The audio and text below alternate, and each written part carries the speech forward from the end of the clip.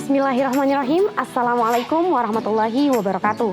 Perkenalkan, saya Andi Fadila Rustam, mahasiswa Fakultas Kesehatan Masyarakat, Konsentrasi Kesehatan Lingkungan, Universitas Halu Oleo, Angkatan 2017. Pada kesempatan ini, saya akan membahas jurnal dengan judul Pengolahan Air Tanah Berbasis Treatment Resin Penukar Ion, Zeolit, dan Sinar UV.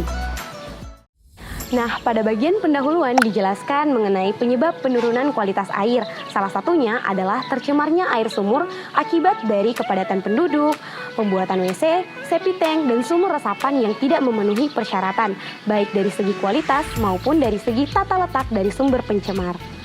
Nah, berdasarkan penelitian yang telah dilakukan oleh Nur Hayati pada tahun 2006, menunjukkan bahwa sampel air bersih di pesisir Sidoarjo, Jawa Timur menunjukkan hasil seperti tabel di samping, di mana tingkat kadar klorida, total dissolved solid, dan tingkat kesadahan yang tidak memenuhi kriteria sebagai air bersih. Nah, adanya zat pencemar tersebut dapat mengakibatkan gangguan kesehatan oleh masyarakat di daerah setempat, seperti endapan batu ginjal dan juga endapan kapur di saluran kemih. Selanjutnya, permasalahan yang diangkat dalam penelitian ini adalah mengenai pengolahan air tanah di daerah pesisir Sidoarjo, tepatnya di Desa Tambak Cemandi, Kecamatan Sedati, Kabupaten Sidoarjo, Jawa Timur. Nah, hal pertama yang dilakukan pada penelitian ini adalah mengukur parameter zat pencemar pada air sumur gali warga masyarakat setempat. Nah, didapatkan total coliform sebesar 7.100 mpn per 100 mili. Selanjutnya, kadar klorida sebesar 3.694 mg per liter. Dan yang terakhir, tingkat kesadahan sebesar 2.071 ppm. Dari hasil pengukuran parameter tadi, dapat dilakukan perbandingan dengan nilai ambang batas yang diperbolehkan oleh pemerintah berdasarkan Peraturan Menteri Kesehatan Republik Indonesia Nomor 32 Tahun 2017 seperti pada tabel di samping. Nah, hal ini menunjukkan diperlukan adanya pengolahan air yang lebih efisien, efektif, dan sesuai dengan kondisi masyarakat di daerah setempat agar air dapat digunakan oleh masyarakat sesuai dengan syarat pemerintah. Salah satu metode atau pengolahan yang dapat digunakan di daerah pesisir Sidoarjo adalah dengan menggunakan resin penukar ion, zeolit, dan sinar UV.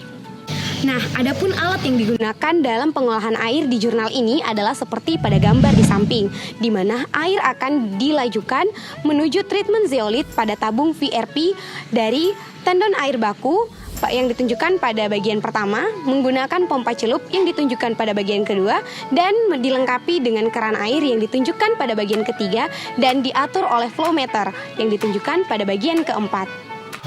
Nah, setelah dilakukan treatment zeolit, maka akan diteruskan pada proses housing filter dengan media resin kation yang ditunjukkan pada bagian 6 dan dilanjutkan lagi menggunakan housing filter dengan media resin anion yang ditunjukkan pada bagian 7. Dan selanjutnya, setelah hasil ini maka disinari oleh sinar ultraviolet yang ditunjukkan pada bagian 8 dan selanjutnya akan dikeluarkan pada bak penampung di bagian 10 melalui keran air bagian 9. Nah, setelah pengolahan air tadi, maka dapat dibandingkan antara air yang belum dikelola dan air yang telah melalui pengolahan menggunakan treatment resin penukar ion, zeolit, dan sinar UV yang ditunjukkan pada tabel di samping.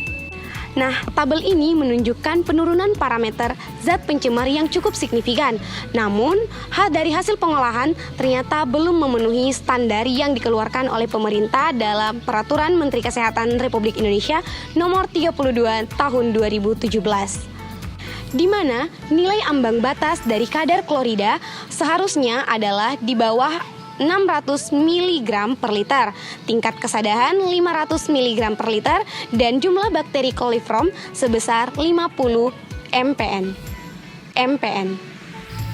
Adapun kesimpulan dari jurnal ini yaitu penurunan parameter zat pencemar yang cukup signifikan dari hasil pengolahan air menggunakan treatment resin penukar ion, zeolit, dan sinar UV, di mana kadar penurunan klorida sebesar 45%, kadar penurunan kesadahan sebesar 32%, dan penurunan bakteri coliform sebesar 99,2%.